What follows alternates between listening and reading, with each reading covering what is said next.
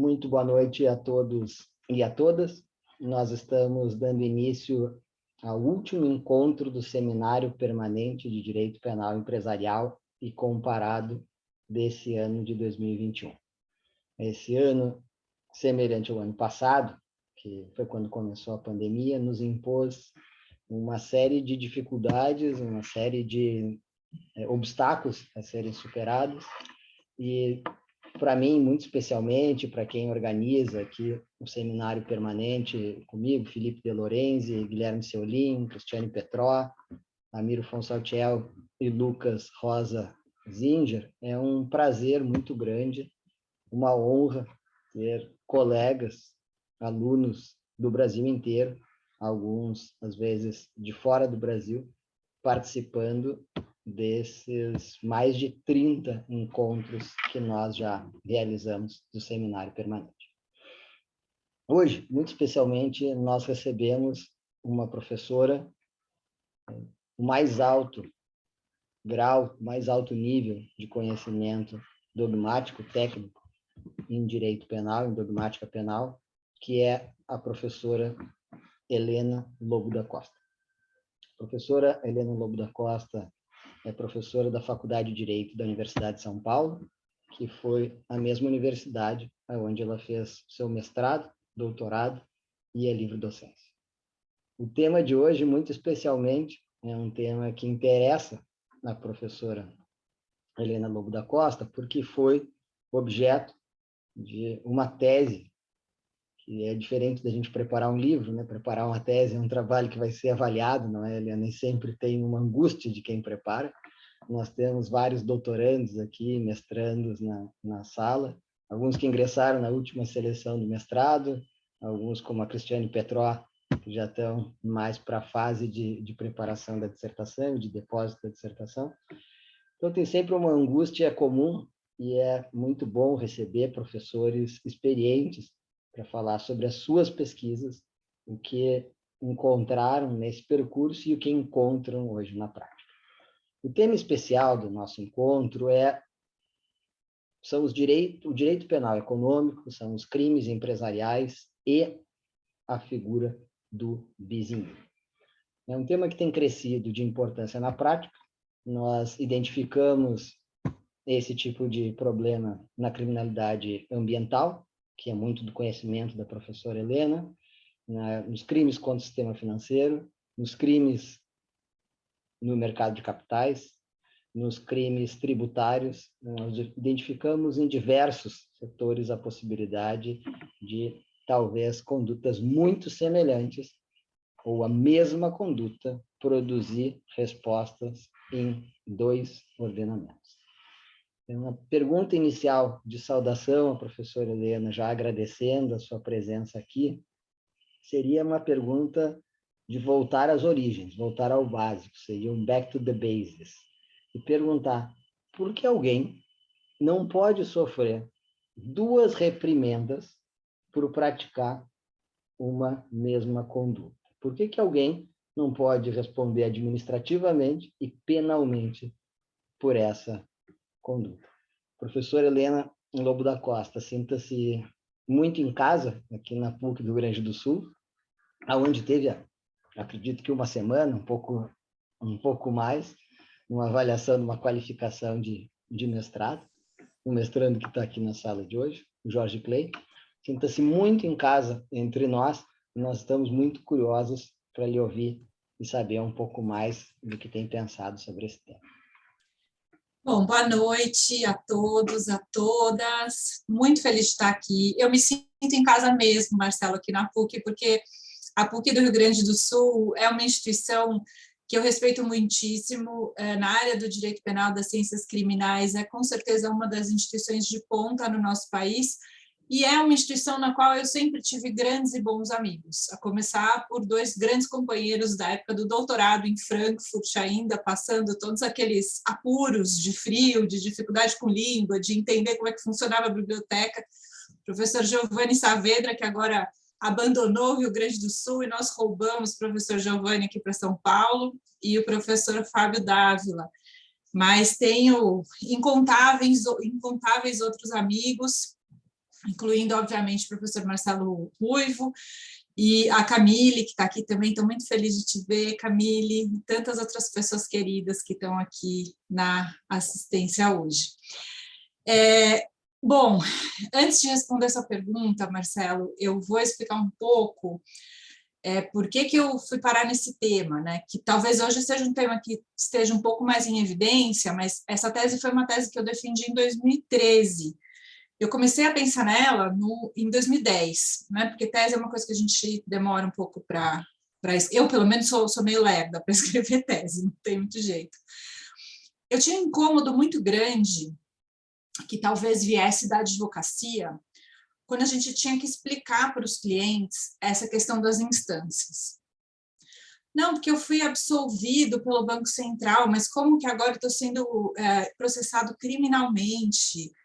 Mas como assim eu estou sendo processado pelo Banco Central e por um juiz criminal, ou pela CVM e por um juiz criminal, no âmbito da improbidade, de corrupção, então era impossível. E eu tinha um professor na faculdade, um professor de processo civil, que ele falava uma frase que eu levo até hoje. Quando existe alguma coisa no direito que você não consegue explicar para um leigo, essa coisa está errada. Não é possível que existam institutos que não façam sentido para as pessoas em uma ordem que tem como finalidade última regular as relações sociais, né? Isso tem que fazer sentido de alguma forma. Isso me incomodava muito. E, na verdade, eu vi a pergunta que você me fez ao contrário.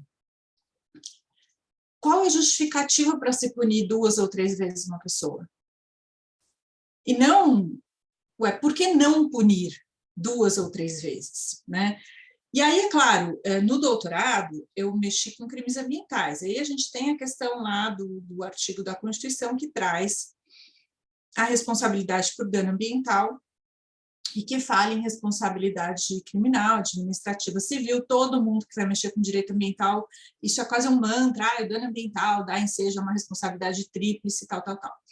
Só que aí, quando a gente começa a aprofundar, essa responsabilidade tríplice, ela não para em pé muito bem, apesar de ser um tripé, ela não fica em pé. Porque a responsabilidade administrativa e a responsabilidade penal por um dano ambiental têm exatamente as mesmas explicações. Quando a gente vai ver os penalistas, né, que é mais a nossa praia, falando de finalidade da pena, eles vão falar, não, porque é preventiva, retributivo, é uma finalidade mista, mas no fim do dia a gente tem essa pena que é um mal, né, no direito penal a gente não trabalha com sanção premial, então ainda que eu adote uma linha roxiniana que não admita nenhum aspecto retributivo da pena, o fato é que a pena em si é um mal, ainda que ela tenha finalidades apenas preventivas, e ela vai ter finalidades preventivas. Hoje em dia a gente não tem autores que defendam uma finalidade estritamente retributiva da pena, né? Isso já está completamente superado. Então a gente tem esse binômio no âmbito penal, e quando a gente vai para o administrativo, com uma linguagem que, para nós penalistas, parece uma linguagem mais pueril, mais simples, porque, afinal de contas, os administrativistas não estão tão acostumados como nós, que estamos aqui trabalhando com a questão de sanção, de finalidade, de pena, de ilícito há tantos anos, mas, no fim das contas, eles estão falando exatamente a mesma coisa, né? A pena serve para prevenir, para punir. Então, se serve para a mesma coisa, por que eu tenho que aplicar 2 sanções diferentes? E outra coisa que me incomodava muito, por 2 caminhos diferentes. Isso me incomoda não só à luz do jurisdicionado, né, de quem é submetido a 2 processos, que a gente sabe que o processo em si já é uma pena, mas também sob o ponto de vista do Estado. Faz sentido esse Estado ficar gastando tanto dinheiro com processo administrativo, com processo penal, sobre a mesma coisa?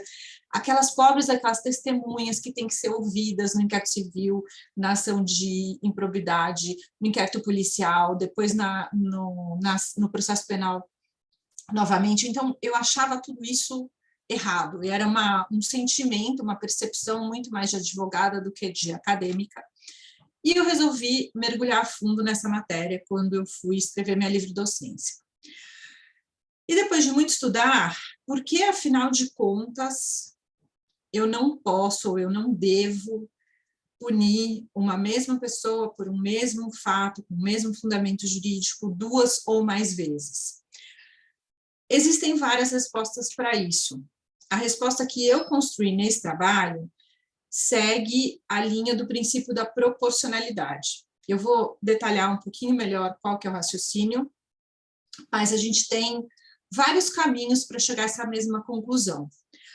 E a primeira coisa que me fascinou quando eu fui pesquisar isso é que em todos os países com os quais a gente dialoga em termos de direito penal, a situação é diferente. Então, essa coisa que a gente está tão acostumado, né, de independência entre as instâncias, de poder aplicar sanção pelo direito administrativo e pelo direito penal, sem ter uma conversa entre as duas áreas e sem se preocupar com bis in idem, é uma jabuticaba. E só a gente acha que não é, que é uma coisa normal, consolidada.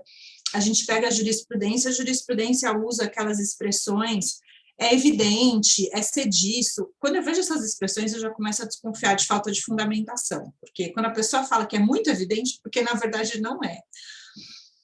Mas aí eu fui dar uma olhada, e em Portugal não é assim, na Espanha não é assim, na Alemanha não é assim, na Itália não é assim, tinha uma exceçãozinha, mas a Corte Europeia já mudou um pouco o entendimento. Eu falei, puxa, mas que coisa, né? Todos os países têm regras para impedir esse duplo sancionamento. O que acontece com o Brasil? Aí eu fui dar uma olhada também nos nossos países aqui na América Latina, e eu descobri, por exemplo, que o Peru segue exatamente a mesma linha espanhola, também não permite o bis in idem. Então, de fato, era uma coisa muito brasileira, e muito pouco fundamentada. Algumas pessoas vão falar que, no âmbito dos crimes ambientais, isso está fundamentado lá na Constituição, ao estabelecer que o dano dá ensejo à responsabilidade civil, administrativa e penal. Só que, na verdade, quando a gente lê a Constituição, e especialmente levando em consideração como esse artigo foi escrito, né, é lógico que a gente sabe das limitações de uma interpretação histórica de um texto constitucional, mas esse especificamente me parece que precisa ser levado em conta.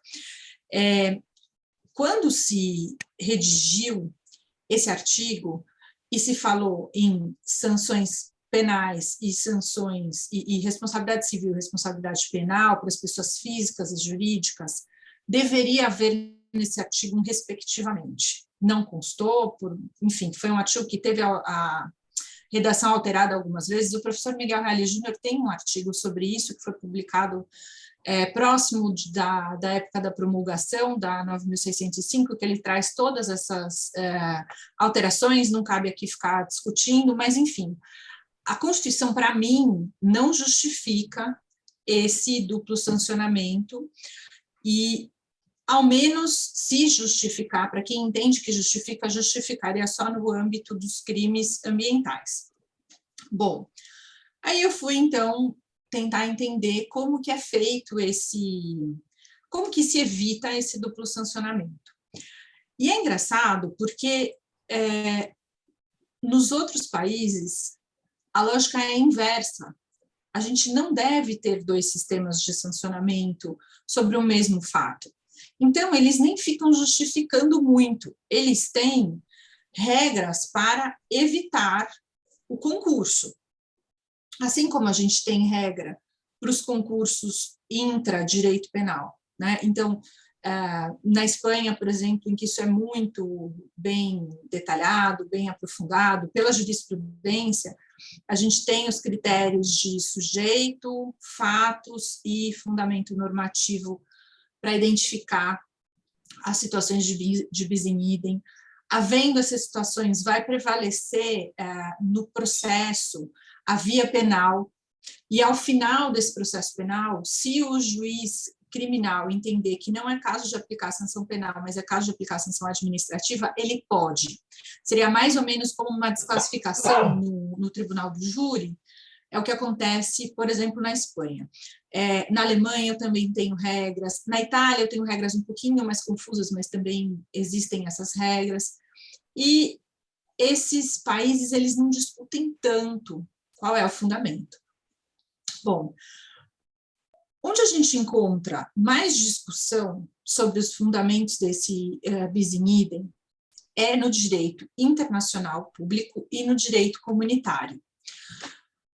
No direito internacional público, a gente tem decisões bem importantes de âmbitos internacionais aos quais o Brasil não está sujeito. Tá? Então, eu estou falando principalmente da Convenção Europeia de Direitos Humanos. Né? Nós não somos signatários, é uma convenção europeia, mas obviamente que por conta da importância desse documento e da jurisprudência da Corte, existe uma influência muito grande nas cortes às quais o Brasil está submetido, né, especialmente a corte em São José da Costa Rica, e, obviamente, a jurisprudência da Corte Europeia influencia o nosso Tribunal Constitucional, outros tribunais constitucionais mundo afora, né, o diálogo entre tribunais constitucionais é uma coisa muito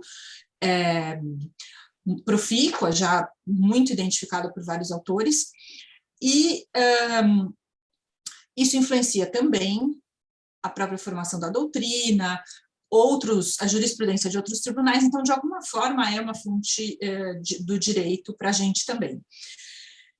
Na Corte Europeia dos Direitos Humanos, o que a gente vê é que a Corte ela não se preocupou em construir a proibição do duplo sancionamento, falando o seguinte, olha, se eu tenho uma via penal e eu tenho uma via administrativa, elas não devem ser aplicadas cumulativamente. O que a Corte fez, na verdade, foi falar o seguinte, dentro do direito penal, eu tenho um princípio que é o ne bis in idem. O ne bis in idem intrapenal, ele é dos princípios, eu estou falando princípio porque é a nomenclatura tradicional. Eu tenho para mim que o ne bis in idem funciona muito mais como regra do que como princípio, mas também não vamos ficar entrando aqui nessa discussão. Ele é um dos princípios mais tradicionais no direito penal, ele é amplamente aceito, não só nos sistemas de civil law, como nos de common law, né? A gente tem todo o desenvolvimento do double jeopardy, nos Estados Unidos, na Inglaterra, enfim, no Reino Unido de forma geral, Austrália, a gente tem vários precedentes. E isso é muito tranquilo dentro do direito penal. Né? Tanto que, por exemplo, quando a gente vai olhar o Estatuto de Roma, tem também uma preocupação para evitar ali a ocorrência de um duplo sancionamento penal. E aí, o que a Corte faz? Num conjunto grande e muito relevante de julgados, mas que tem como paradigma inicial o caso Engel. Ela estabelece critérios para identificar quando se está diante de um fenômeno penal. Ou seja, a Corte Europeia ela não se satisfaz com o rótulo formal que o Estado-membro coloca.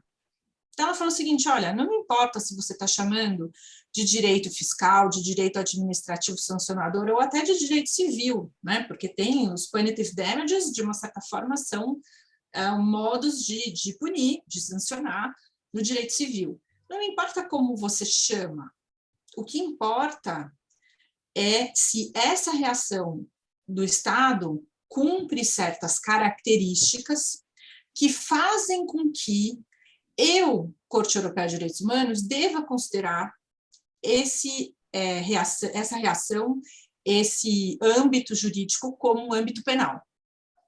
E se eu chegar à conclusão, por esses critérios, que é um âmbito penal, eu não vou permitir a sobreposição com um outro âmbito que você, Estado-membro, chama de penal ou que eu considerei penal.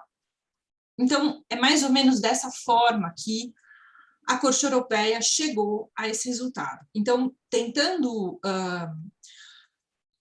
dar uma terminologia para tudo isso, a Corte, em vez de fazer uma construção por meio do chamado ne bis in idem transversal, que seria o ne bis in idem entre penal e administrativo, né? Porque a doutrina ela fala em três manifestações do ne bis in idem. Eu tenho o ne bis in idem material, penal, que é a questão de não ser sancionado duas vezes pelo mesmo fato, né? A gente vê muito essa discussão na nossa jurisprudência, quando o juiz leva em consideração o mesmo critério para aumentar a pena com base no artigo 59, pena base, e depois agrava ou aplica uma causa de aumento com base no mesmo critério fático, né? Então, a gente vê muito essa manifestação do nebis in idem material. A gente tem o nebis in idem processual, que é essa ideia de não poder ter dois processos pelos mesmos fatos, visando a aplicação da mesma sanção, em que a gente vai trabalhar no processo como litispendência ou como coisa julgada, né, se em um dos casos já houve a coisa julgada, e esse nebis in idem transversal seria exatamente o nebis in idem entre penal e administrativo. Então, não é esse o caminho que a Corte segue. A Corte, na verdade, amplia o seu entendimento do que é o nebis in idem material. Então, é isso que ela faz nesse primeiro caso, que é um caso importantíssimo, e depois desse vieram inúmeros casos, em que ela vai sempre repisando essa questão, e em alguns casos, inclusive, ela entende que não há matéria penal. A gente teve um caso em que a discussão ali era de matéria fiscal e imposição de sanção penal, pelos mesmos fatos.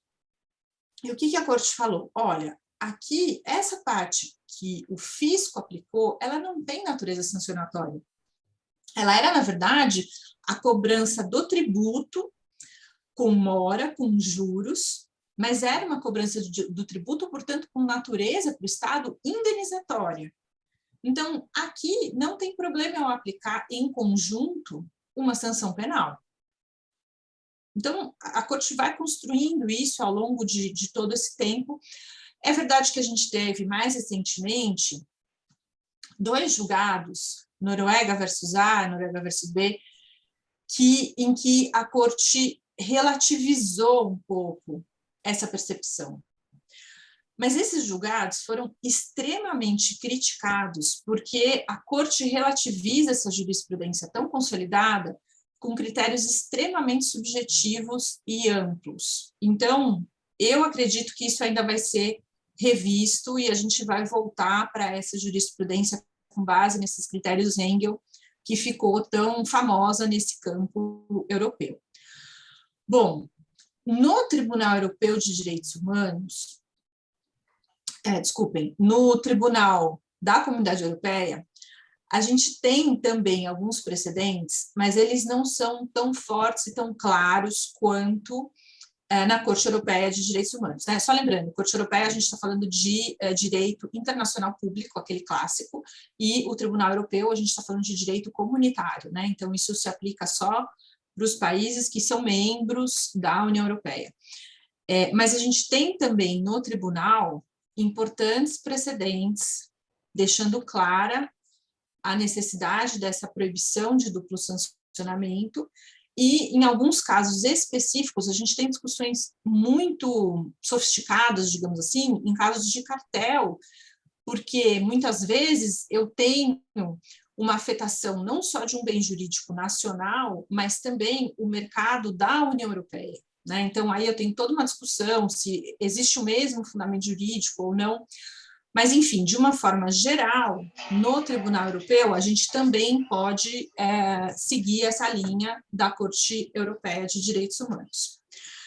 Quando a gente vem para o âmbito do direito penal internacional, do direito internacional público, desculpem, ao qual o Brasil está vinculado, a gente vai ver que a discussão ela já não é mais tão clara, né? A gente tem, no Pacto de São José da Costa Rica, o princípio do nebis in idem, claramente enunciado, mas restrito à seara penal, né? O que o Código fala é o seguinte, lá no artigo 8.4, o acusado absolvido por sentença transitada em julgado não poderá ser submetido a novo processo pelos mesmos fatos. Então, vejam que, assim, é um reconhecimento do nebis in idem bastante restrito, porque está falando de um acusado absolvido, então eu não poderia ter nebis in idem, por exemplo, com relação a uma pessoa que foi condenada, ou eu posso ter, se a pessoa teve um inquérito, eu não poderia, enfim. É claro que eu vou precisar dar uma interpretação um pouco mais ampla para essa literalidade da norma, mas o que o pacto fala é isso. E aí, a Corte Interamericana de Direitos Humanos, ela já reconheceu a existência de violação desse artigo em um caso, por exemplo, no qual o Peru julgou uma pessoa na justiça penal normal, em razão de fatos pelos quais essa pessoa já tinha sido absolvida na justiça militar. Então, vejam que é um reconhecimento, é uma jurisprudência que se formou bem num setor penal ainda, né? Classicamente penal, penal normal, penal ordinário e o penal militar. Com relação especificamente a essa relação entre direito penal e direito administrativo, a Corte ela já estabeleceu que o rol de garantias mínimas do pacto para a matéria penal tem que se aplicar também a ilícitos de natureza civil, laboral, fiscal ou qualquer outro caráter, desde que tenham essa natureza sancionatória. Mas ela não foi além. Então, a gente poderia dizer o seguinte: a Corte Interamericana ela não reconhece a transversalidade do princípio expressamente, mas esse reconhecimento não é contrário ao Pacto de San José, pelo contrário.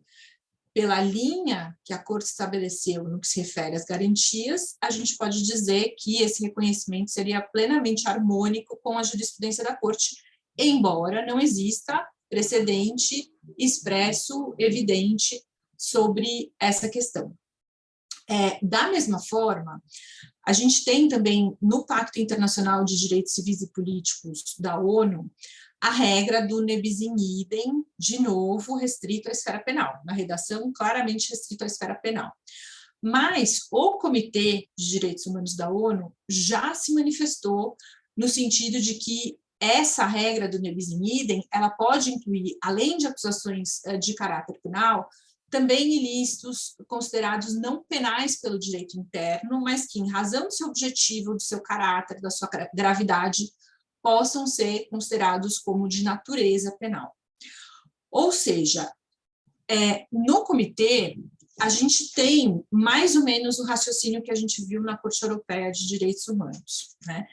Então, eu diria o seguinte: eu não tenho uma regra clara, vinculante, direta ao Brasil, no sentido de que o Brasil não pode sancionar duplamente a mesma pessoa pelo mesmo fundamento, mesmos fatos, vinda do direito internacional.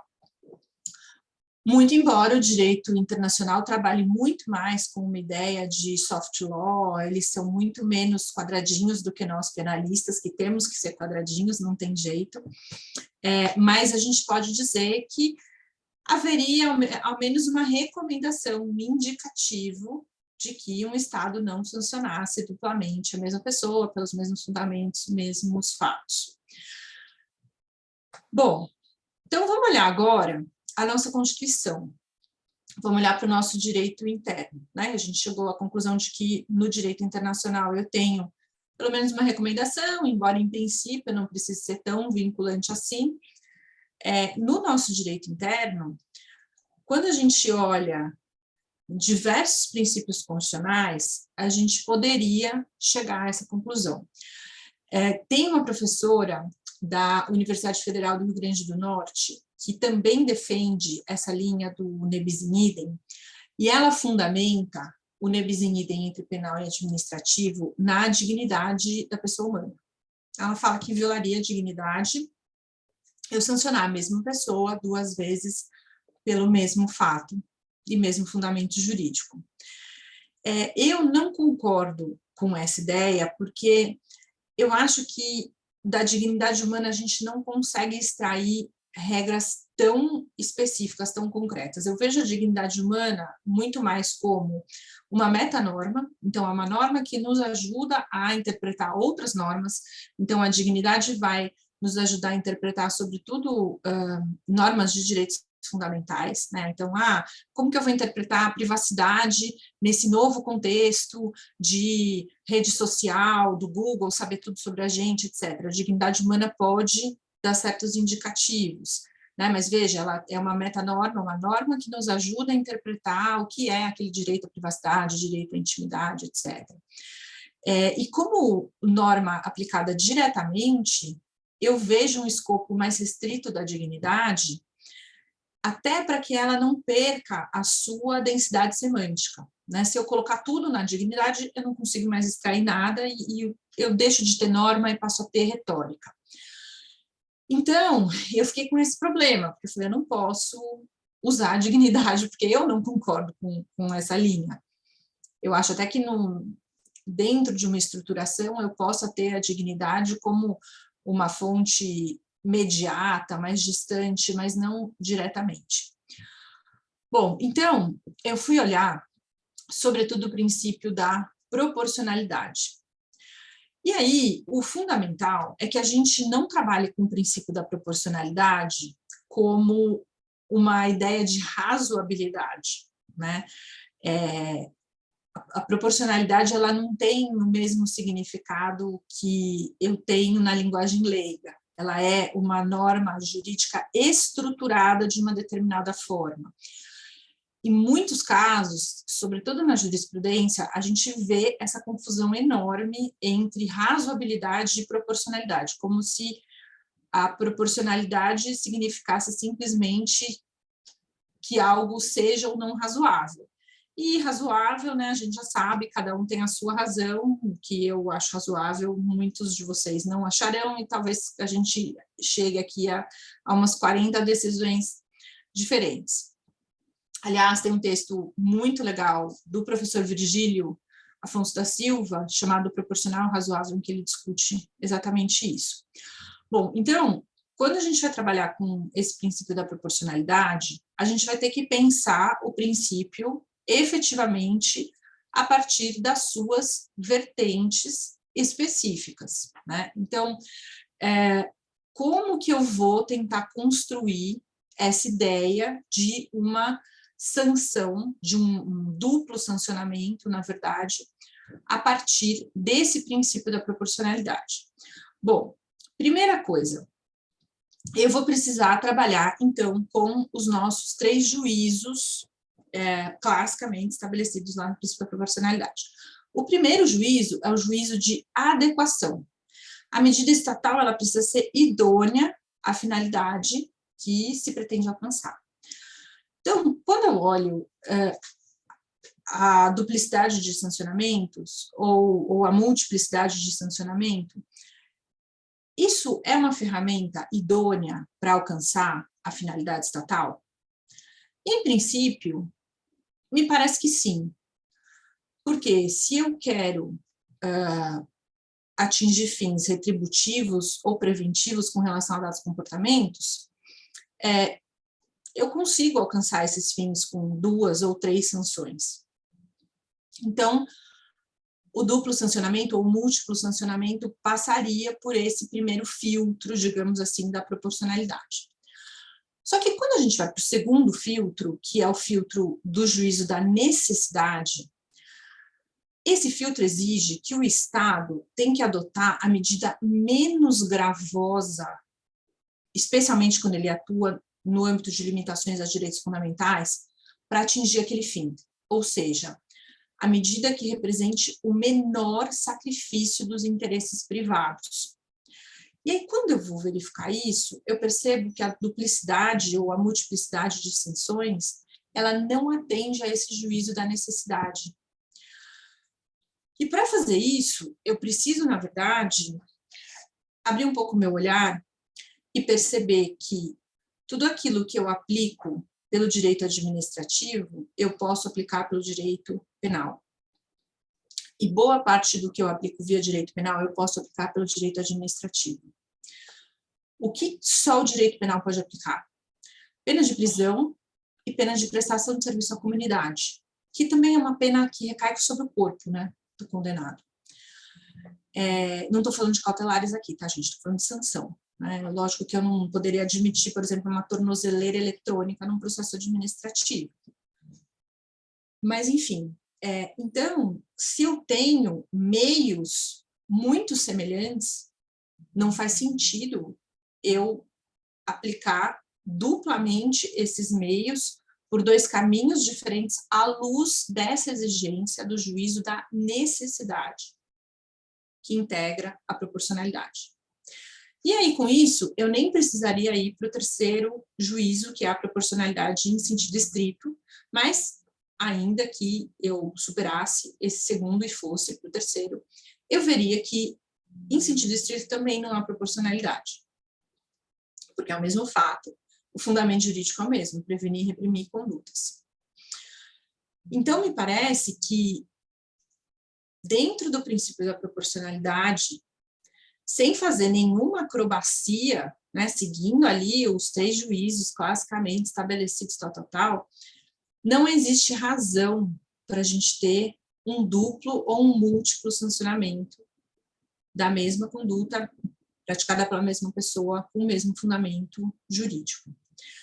Então, Marcelo, tudo isso para responder a sua pergunta, mas eu quero colocar várias pulgas atrás da orelha de vocês, que são pulgas que eu ainda tenho, que eu ainda quero trabalhar. Nada disso é tão simples. Eu trabalhei na minha tese com direito penal econômico, mas é claro que, se tudo isso fizer sentido, isso tem que fazer sentido para o direito penal inteiro, né? Até porque o direito penal econômico ele não é metodologicamente apartado do direito penal. Ele é simplesmente uma parte como qualquer outra. Então, se isso faz sentido, isso deveria fazer sentido, por exemplo, em áreas mais problemáticas como crimes de trânsito. A gente teria que ter uma possibilidade de vincular.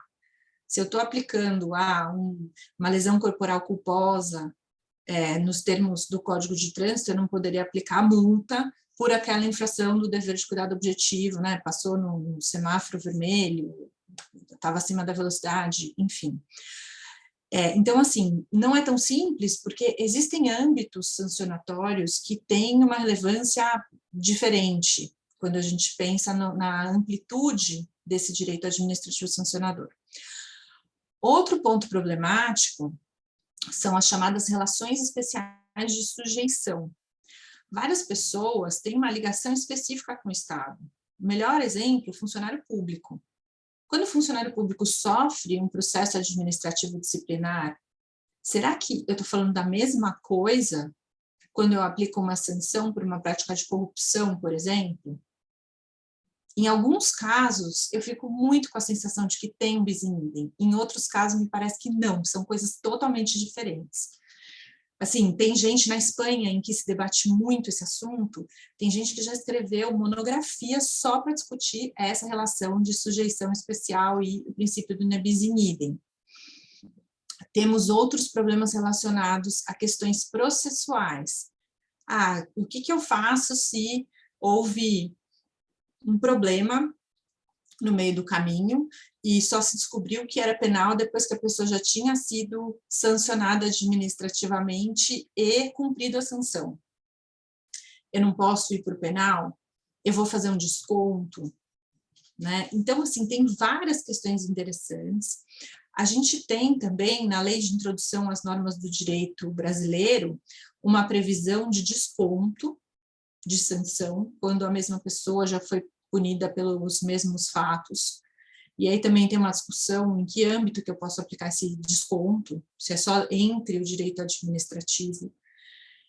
Essa é uma outra questão que eu acho que é importante, que os administrativistas precisam discutir um pouco mais, qual é o âmbito desse bis in idem dentro do direito administrativo.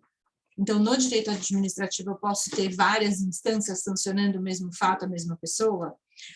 E eu estou falando sempre mesma pessoa, e obviamente que uma pessoa física poderia receber uma sanção penal e a jurídica uma administrativa.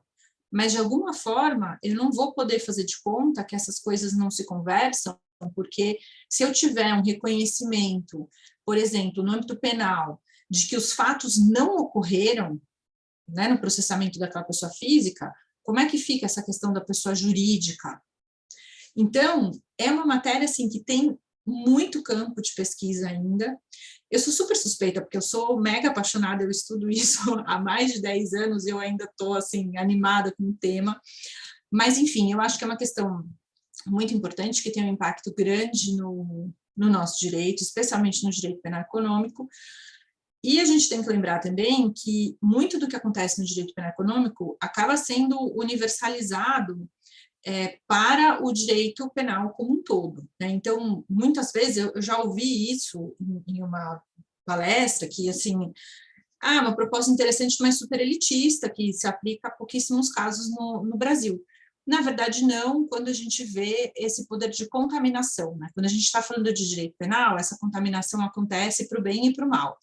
Assim como, por exemplo, a superação da súmula 691, que foi o primeiro precedente, quem conseguiu foi o Toron, um caso de direito penal econômico. Isso tem sido super importante para as defensorias públicas em casos do direito penal, digamos, mais cotidiano. A gente pode ter também o inverso, né? Basta lembrar a história do domínio da organização, que me dá até arrepio de falar nesse tema tão maltratado, mas como isso que surge na Lava Jato, em questões de direito penal econômico, como isso hoje tem sido muito usado nas questões de crime organizado ligado a tráfico, né, PCC, Comando Vermelho, etc. Então, talvez seja uma matéria que tenha alguma especificidade de direito penal econômico, mas eu acho que ela pode render muitos frutos no direito penal como um todo, mas a gente ainda precisa trabalhar um pouco em termos de pesquisa para chegar até lá. Mas, enfim, Marcelo, acho que já falei muito, queria discutir um pouco, ouvir as questões, sugestões, enfim. Obrigado, professora Helena. Foi excelente essa introdução pela base, voltando a algumas questões das mais amplas, às mais específicas, e também trazendo um pouco de revisão de teoria da norma aqui para a gente, o que seria entendido pela proporcionalidade, se um princípio, se uma regra e se um dever. Nós poderíamos aqui também aprofundar em cada uma dessas questões. Mas eu estava ouvindo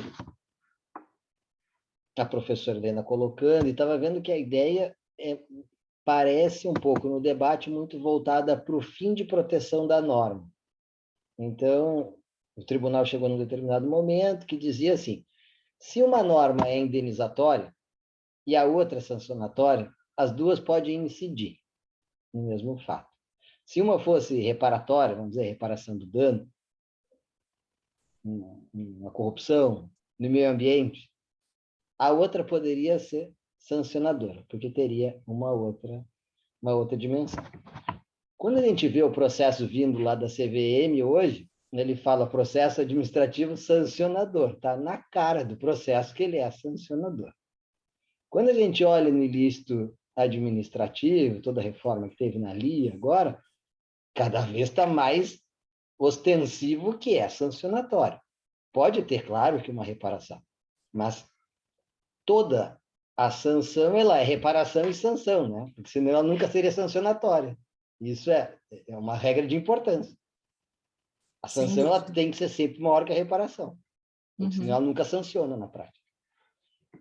E eu estava pensando aqui, Helena, e voltando para também back to the basics, final de ano, assim, retrospectiva, na sua estada muito profícua em Frankfurt, e lembrando, talvez, o professor de Frankfurt teve um tribunal constitucional, escreveu sobre bem jurídico e é uma grande referência.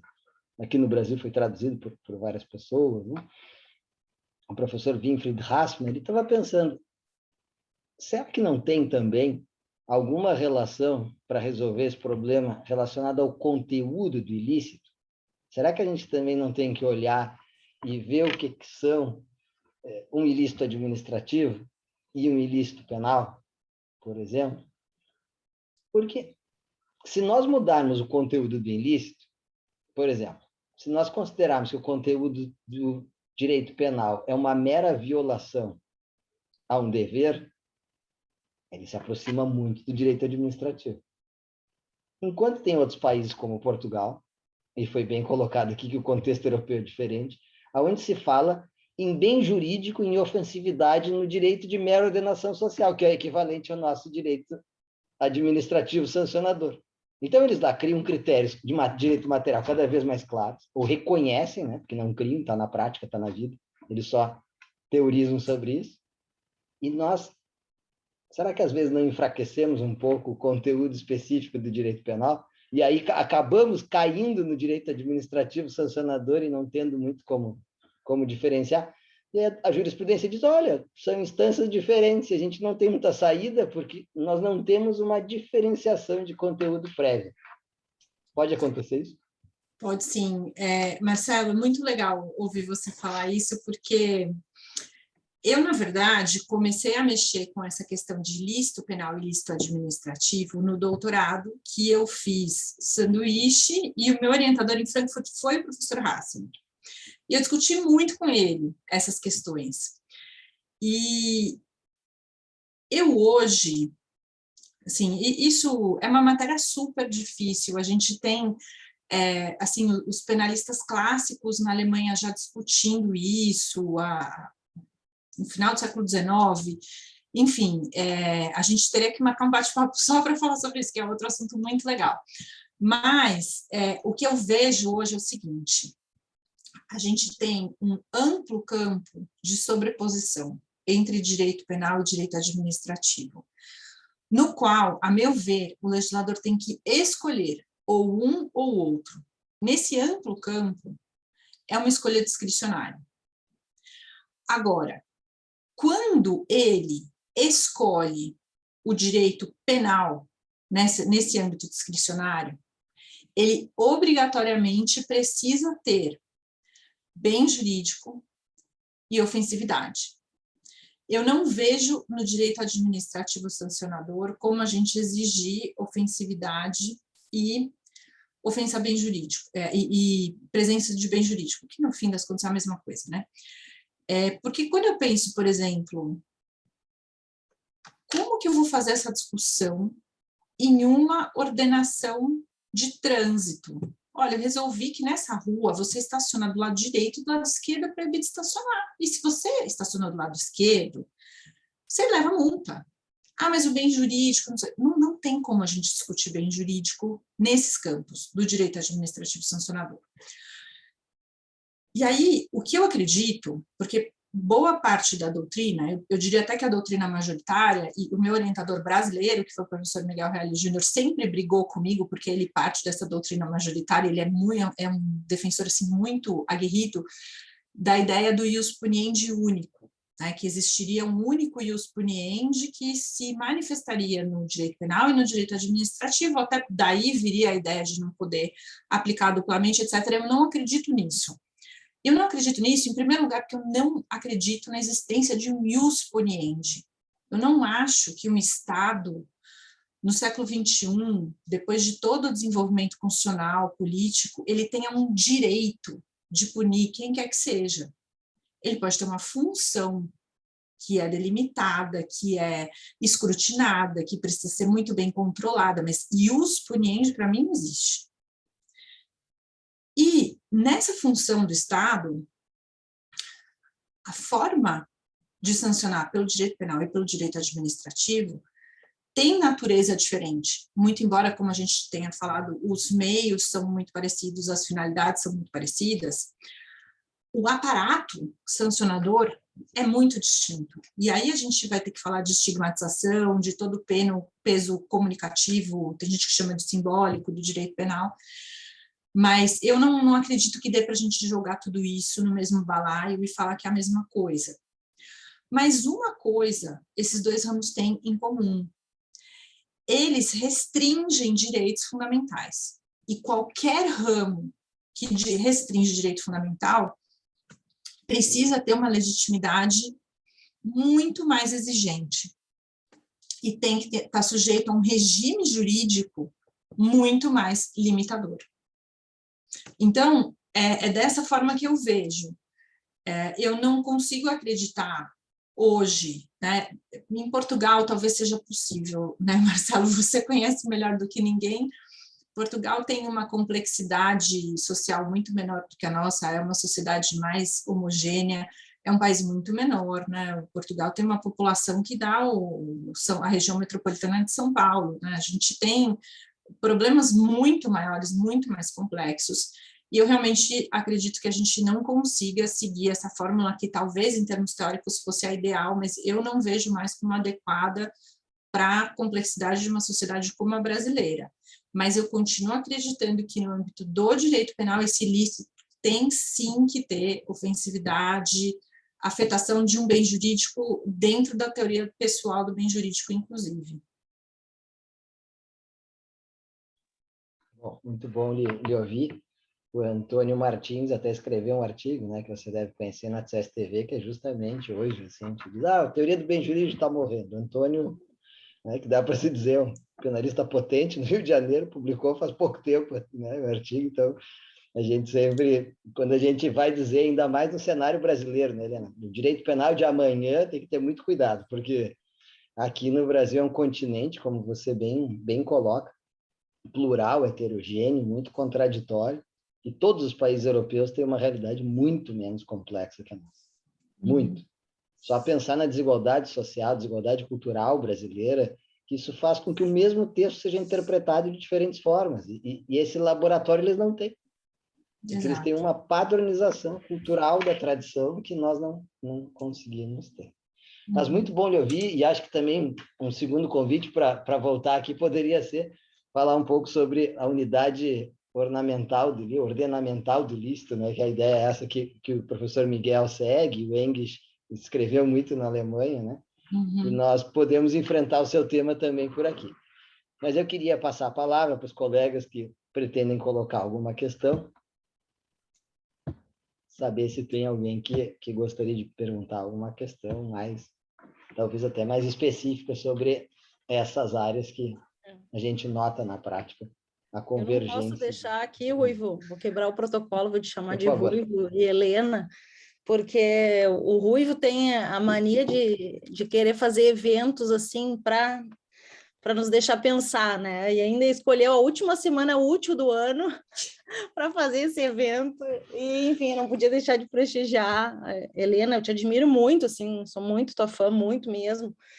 E quando a gente estuda, assim, eu vou mais para o ramo do direito processual penal, e há pouco eu estava preparando umas aulas e realmente ao estudar a questão da própria revisão criminal e os fundamentos da revisão criminal, e aí vamos lá se agarrar na segurança jurídica, no ato jurídico perfeito, na coisa julgada, que tem um fundamento constitucional também. E quando tu falas também dessa questão da proporcionalidade enquanto fundamento, né, para a dupla proibição, aí tem também a questão constitucional que vem, né, Alexi, o professor Ingo fala muito bem isso, essa questão, não posso punir menos a quem, mas nem punir a mais, né, a proibição do excesso, né, isso também fundamenta, mas o passo talvez esteja antes mesmo, e até eu aprendi das tuas lições, das leituras que eu fiz de artigos teus e palestras, quando tu falas e trabalha muito bem essa questão da tipicidade conglobante, que vem muito, eu acho que nessa linha e que auxilia esse entendimento da proibição de dupla punição, de alguma forma, né? E a gente encontra muito isso, esse desgaste, mais no direito ambiental, às vezes, né? Mais das vezes, em que ocorre uma permissão num primeiro momento, e depois vem o direito penal proibindo e princípio da precaução, e aí faz um bololô, como vocês fazem aí em São Paulo, e a gente vai se agarrar onde? E aí, vindo esse marco legislativo, como altera, e o Brasil é um caso à parte a ser estudado, porque é uma legislação esquizofrênica, mas, enfim, agora a gente percebe na lei de improbidade, né, a possibilidade de, em a sentença no penal ser condenatória, ser absolutória, isso tem que ser trazido na improbidade administrativa como modo de brecar, inclusive até o próprio sancionamento na esfera administrativa, né? Então, às vezes a gente não sabe aonde o legislador quer ir, ou se a gente está indo para um lado mais racional, digamos assim, e que permita uma racionalidade do sistema, porque me parece que é isso, a falta de percepção em como eu vou lidar com a violação de uma norma, né? Então, assim, e aí aqui a gente usa, né, de uma maneira muito equivocada, que para nós penalistas causa um problema na prática muito sério, né? E essa invocação, e o professor Pierre, professor de todos nós, né, ele escreve muito bem sobre isso, ele tem, inclusive, basicamente um artigo no Conjuro que fala o mito da independência das esferas, e que isso é muito usado para nos prejudicar, né? E eu não sei também se tu, nessa linha, tu também faz essa separação entre, sim, as esferas são independentes no que tange ao procedimento, mas no que tange ao ilícito em si, ao conteúdo materialmente falando, existe uma unidade só. Então, é uma preocupação que a gente tem, que a gente observa o próprio judiciário chancelando esse ranço, né? Então, o Rui começou, eu acho que eu já falei com o teu orientando, o Felipe, que eu adoro, e está escrevendo uma matéria bem árdua sobre o sistema mercado de capitais, né? E que tem essa questão, poxa, tem um procedimento específico sancionador que é muito mais exigente que o direito penal, né? Muito mais aberto à defesa, tem que ir para muitos outros lados. E aí, se o direito administrativo vem dizendo que não tem o ilícito, né? O direito penal não quer nem saber e toca, vamos lá, insider trading, por exemplo, né? Então, assim, existe essa falta de comunicação e sinergia entre os órgãos, e aí esse teu trabalho é fantástico nesse ponto. E eu só queria te parabenizar e dizer que eu adoro te ouvir, e eu sempre aprendo contigo. Acho que tu escreve sobre tudo e é sempre um aprendizado. É muito bom mesmo, sou muito fã. E eu não sei de onde é que tu tira essa energia toda mesmo. Bom, Cami, eu vou acreditar a nossa amizade, todos esses elogios, que eu sei que não são merecidos, mas o que me preocupa um pouco nessa questão é que a gente precisa tomar cuidado para não jogar o bebê junto com a água do banho fora, né? Essa questão da independência entre as instâncias, eu acho que ela é equivocada, eu acho que existem relações entre as instâncias que não podem ser negadas, sob pena de nós rasgarmos a ideia de que o ordenamento é uno, né? Vocês lembram lá aquelas aulas de introdução ao estudo do direito? Ordenamento jurídico é o ordenamento, né? Ele é um conjunto, ele não é um conjunto binário, que é tudo sim, não, 0, 1, não é isso. Mas ele tem que fazer sentido, ele tem que ter uma lógica interna, senão é uma bagunça qualquer, né? Então, eu tenho me preocupado agora em tentar estabelecer que relações são essas, porque o que a gente vê é que depois do que aconteceu no âmbito dos crimes tributários, a gente precisa ser muito cuidadoso, porque eu sou da época anterior ao julgamento lá do habeas corpus 8611, foi um desastre aquela jurisprudência. Não, assim, eu comemorei, gente, quando saiu a decisão desse habeas, eu e a Elô, a gente comemorou, a gente falou, gente, que coisa maravilhosa, eu lembro do caso, foi escritório do professor Paulo José da Costa que levou para o Supremo e tal. Só que como que isso virou hoje? Tem decisão da esfera administrativa, então basta apurar a autoria. A materialidade do crime está comprovada. Vocês já leram isso, todo mundo que advoga aqui já leu isso. Materialidade está comprovada, sendo que isso é um equívoco. Eu posso ter um elemento do delito comprovado. E muitas vezes se quer esse elemento, porque a gente não pode esquecer que o direito é único, as instâncias conversam, mas existem racionalidades próprias. E a racionalidade penal é algo que a gente não pode abrir mão, porque a gente está falando de limitação a direito fundamental e aquele regime jurídico que precisa ser mais exigente. Por exemplo, eu vou dar alguns exemplos absurdos do direito ambiental. Durante muito tempo aqui no Brasil, não existia norma de contaminação do solo. Não é que não tinha portaria, resolução, não tinha norma estatal. E aí, o que o órgão ambiental aqui de São Paulo fazia? Ele usava a ABNT, que é uma associação privada. Aí, gente, até aí, para multar no âmbito administrativo, eu não sei se eu fosse advogada seria questionar, mas assim, no âmbito administrativo eu posso até falar, ok, estou usando uma norma administrativa, uma norma privada para complementar, tal. Agora, no penal, eu defini o que é poluição com base em uma norma que se ampara em uma norma emanada por um ente privado, é um pouco demais, né? Agora já faz um tempo que a gente tem essas normas e tal, e esse problema está resolvido. Um outro problema também que foi resolvido posteriormente era o problema da competência para o licenciamento ambiental. Como a Constituição estabelece lá que é municipal, estadual, federal, teve uma época que todo mundo podia licenciar, e em São Paulo a gente tinha 2 secretarias diferentes. A secretaria que lidava com a parte de mananciais, que era diferente da secretaria ambiental. E eu já trabalhei em caso em que o infeliz do cliente tinha a licença da secretaria ambiental, mas não tinha a de mananciais, e foi submetido a inquérito policial.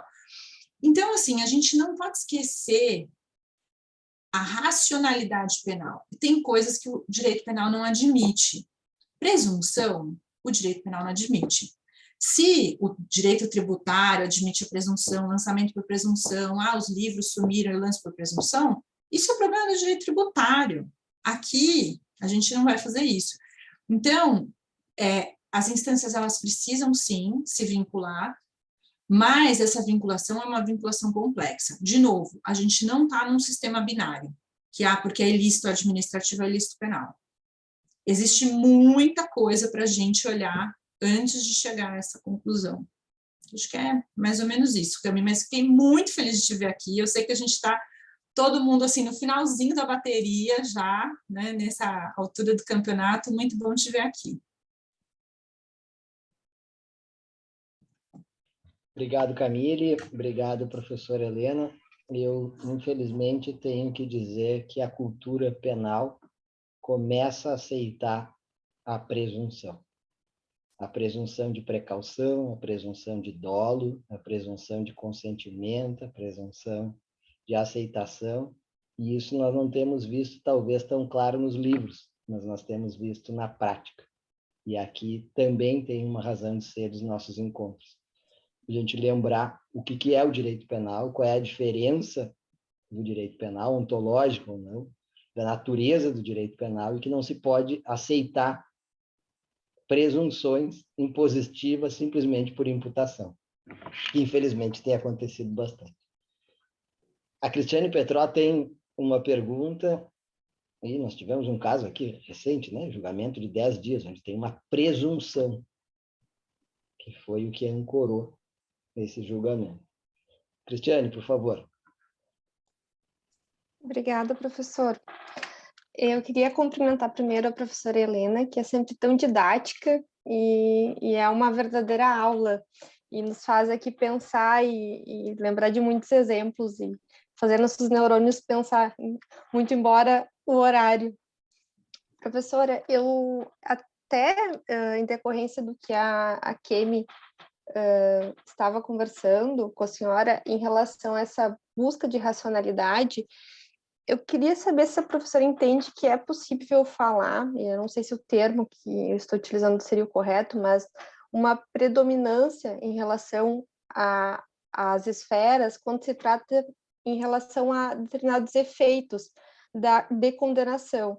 Porque me vem à cabeça vários exemplos, mas os mais clássicos, por exemplo, os efeitos em relação à perda de cargo ou função pública, em que, por vezes, nós temos um processo administrativo contra um funcionário público, em que a demissão foi substituída por advertência, nós temos uma ação de improbidade, que, por vezes, ela não é aplicada, perda, e aí nós temos uma ação penal, toda sobre o mesmo fato, que vem lá e decreta, por vezes, a perda do cargo da função pública.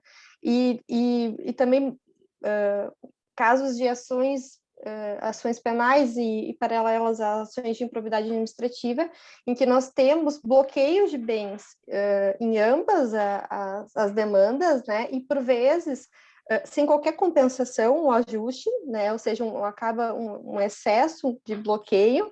E, por vezes, o penal, esse bloqueio no penal, e a Lava Jato está aí para mostrar isso, é justamente para garantir uma reparação mínima do dano, em que lá na improbidade, por vezes, já ocorre, né, e eu não sei se se pode falar, professora, nesse sentido, sobre uma predominância em relação aos efeitos próprios em cada esfera, se a gente poderia... quais seriam os critérios na busca dessa racionalidade? Não sei se eu me fiz clara, professora. Então, Cristiane, eu realmente acredito que o principal think tank, né, o principal âmbito para se discutir isso é o poder legislativo.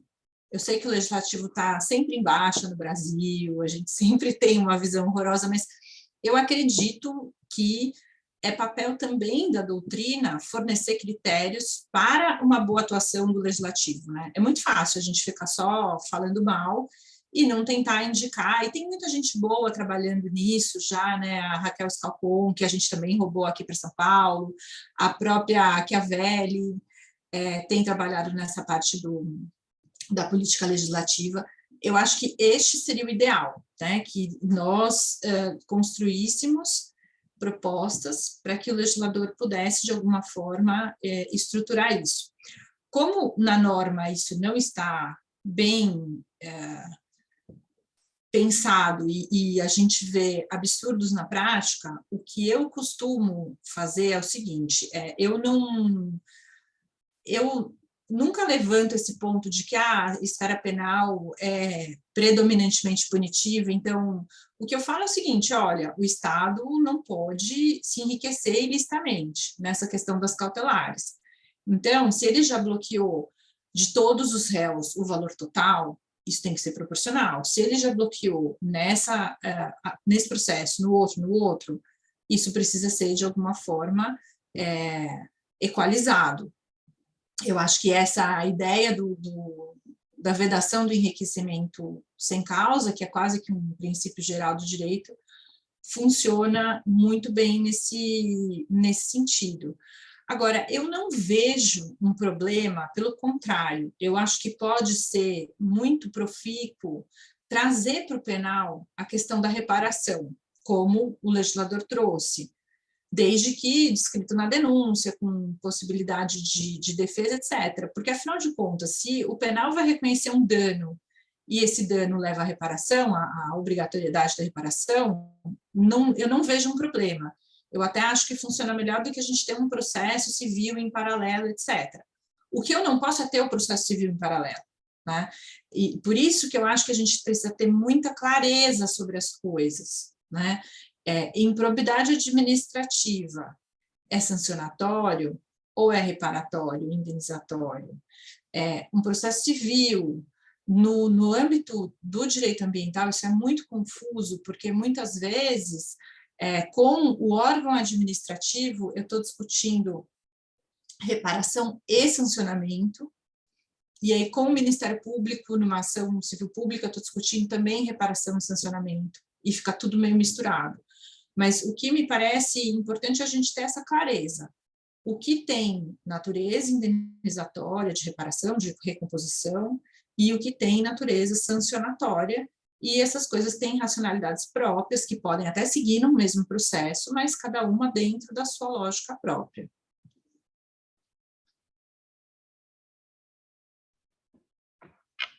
Obrigado, professora Helena. Estou acompanhando aqui rigorosamente o tempo, pensando que a professora está numa fase muito bonita da maternidade, então nós não podemos ultrapassar por deveres legais e emocionais o tempo do nosso encontro de hoje. Mas eu estava ouvindo aqui essa colocação e estava pensando, será que essa confusão de diferença de esferas processuais, de procedimento diferente, de racionalidade, não poderia ser, de certa forma, encaminhada para uma solução, se ficasse mais claro que o ilícito penal, o crime, tem mais critérios do que o ilícito administrativo e de que a ilicitude fiscal, administrativa fiscal também? Eu acho que sim, Marcelo, como regra geral. A minha dificuldade são certos temas muito técnicos, em que aí a gente não poderia deixar com tanta tranquilidade na mão do juiz. Então, por exemplo, nesses casos de crimes no âmbito dos valores mobiliários, para um juiz criminal determinar se teve ou não teve manipulação de mercado, eu acho que nesse âmbito a gente precisaria ter uma prevalência do administrativo, uma prevalência que fosse vinculante, a não ser que esse ato administrativo tivesse algum tipo de vício, desculpem. Lógico, né? Se eu compro a decisão do ato administrativo, ela não pode valer no penal. Mas, em princípio, me parece que é uma boa forma de vincular as coisas, né? O direito penal é sempre mais exigente do que a esfera administrativa. Então, em regra, quando esse direito penal diz não houve tal fato, os outros âmbitos devem seguir essa mesma regra. Pois é, Helena, porque esse é o clássico, no common law e no civil law aqui no Ocidente. Se o penal diz que não teve, não tem como cobrar, né? Porque, a não ser que seja daquelas situações onde seria uma mera violação da lei e aí não se conseguiu provar elemento subjetivo do crime. Isso. E aí a mera violação se colocaria. E eu estava lhe ouvindo e pensando assim, se assim fosse, será que não teria o problema de transformar, por exemplo, esses ilícitos da CVM com uma analogia ao que você descreveu no começo, que é um problema em relação aos crimes fiscais? Porque a partir do auto de lançamento que se consolida, porque não teve uma impugnação e depois só se discute a autoria, e você diz isso, não pode ser, porque eu posso entrar com uma ação anulatória. Ter reserva de jurisdição, não se pode pensar assim. Será que não acabaria tendo o mesmo problema depois em relação ao ilícito da Bolsa? Por isso que eu acho que a gente precisa tomar muito cuidado ao fazer esse tipo de proposta. Eu acho que tem que realmente ser muito bem pensado, porque a vida não é simples, a vida realmente não é simples. Eu assisti uma vez, numa sessão de julgamento, é uma pena que, assim, eu revirei o sistema do tribunal atrás desse acórdão, eu não consegui achar, e deve ser algum processo sigiloso. Mas a turma estava discutindo, aqui no TRF da terceira região, a turma estava discutindo se firmava a jurisprudência no sentido de que o tributo devido na esfera tributária significava materialidade. E eu já arrepiada, querendo levantar a mão em caso que nem era meu, no meio da sessão do tribunal, né? E aí um dos desembargadores falou assim, olha, eu concordo, eu acho que em regra é isso mesmo, mas vocês se lembram daquele caso que a gente julgou, da pessoa que tinha câncer e por conta disso ela tinha isenção tributária? E, exatamente por estar fazendo quimioterapia, ela não fez a declaração de imposto de renda, comprovando, ela foi autuada pelo fisco. Gente, com a Receita não teve conversa, mandou os documentos, a Receita falou, não, isso aqui está intempestivo, não quero saber, está autuado, está aqui, você vai pagar imposto de renda. Isso, o contribuinte falou, bom, perdi, vou pagar. E foi mandado para o penal. Tributo devido, acabou a esfera administrativa. E os desembargadores falando isso. Eu não posso desconsiderar, aqui no penal, o fato de que essa pessoa estava fazendo tratamento com câncer, perdeu os prazos por conta disso. Então, assim, não dá. O que eu sempre falo é o seguinte, se o Estado resolveu usar o penal, que é essa coisa assim, que mostra tanta prontidão, né? Olha como eu, político, estou trabalhando pelo combate à criminalidade, essas coisas, estou criando crime, o preço disso é usar a racionalidade penal. E aí precisa ter a questão do dolo, a inexigibilidade de conduta diversa, tudo isso, não tem como abrir mão. Pois é, você estava colocando, e é tão óbvio, né, para a gente que dá aula, que não é exigível de alguém que luta pelo bem a sua vida cumprir um dever tributário, que é a declaração. Porque a pessoa não está nem dizendo que ele não vai pagar, ele só não está declarando no prazo que depois, quando ele viesse a declarar, se tivesse alguma assessoria, diria, olha, se tivesse câncer, então você tem a isenção, essa dos tributos. É uma loucura. Nós temos uma lógica que é mais rigorosa, né? E é bem como você disse, querem fazer o penal, bom, tem uma lógica mais rigorosa, mais analítica, mais profunda, então talvez seria melhor procurar um outro ilícito administrativo para agir mais rápido, de uma forma mais preventiva também. Bom, eu acho que o nosso andar aqui do encontro de hoje já produziu muita reflexão e certamente eu anotei várias questões aqui, Helena, vou continuar pensando e já fica como um motivo também de um novo encontro. Estou curioso para saber qual o caminho que a sua orientação e o seu pesquisador vão levar em relação a essa questão da CVM, do mercado de capitais, que faz parte, né, do sistema financeiro, que é uma das temáticas que eu sempre me preocupo bastante. queria, em nome da PUC, em nome de todos que organizam o seminário permanente, lhe agradecer por estar conosco aqui hoje, nesse encontro de fechamento com chave de ouro, não só do seminário permanente, mas também da disciplina do mestrado e do doutorado, que é a disciplina de Direito Penal Econômico, que tem acontecido todos os semestres aqui, tiveram encontros muito positivos, fechando com a sua fala de hoje. Eu acho que está na hora de a gente incluir, talvez, uma parte dos seus textos na bibliografia do próximo semestre, já também, deixar os textos falarem por eles também, já que foi tão motivante aqui lhe ouvir no dia de hoje. Eu fico muito honrada, Marcelo, quero agradecer a todo mundo pela paciência, pela energia de estar aqui a essa hora da noite, em pleno dezembro, todo mundo já com cabeça de Natal, depois de mais um ano pandêmico, enfim. Muito, muito obrigada mesmo pela atenção de todos vocês. Eu fico sempre à disposição da PUC, para mim é sempre uma alegria, uma felicidade estar aqui com vocês. E, enfim, desejo excelentes festas e bom ano para todo mundo. Excelente.